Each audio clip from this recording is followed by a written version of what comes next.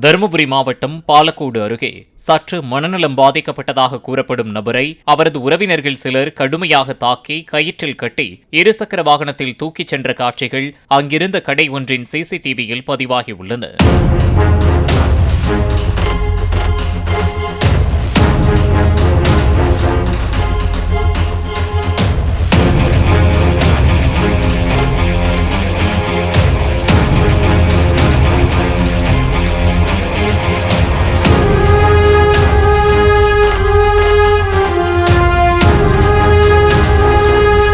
இதுகுறித்து புகார் அளித்த போதும் காவல்துறையினர் கண்டுகொள்ளவில்லை என்றும் ஊர் முக்கியஸ்தர்கள் தலையிட்டதால் அவர் தப்பித்ததாக தாக்குதலுக்கு ஆளானவரின் சகோதரி கூறியுள்ளார். பிளே ஸ்டோர் மற்றும் ஆப் ஸ்டோரில் இருந்து பாலிமர் செயலியை QR கோடு மூலம் பதிவிறக்கம் செய்யுங்கள். செய்திகளை உடனுக்குடன் பெறுங்கள்.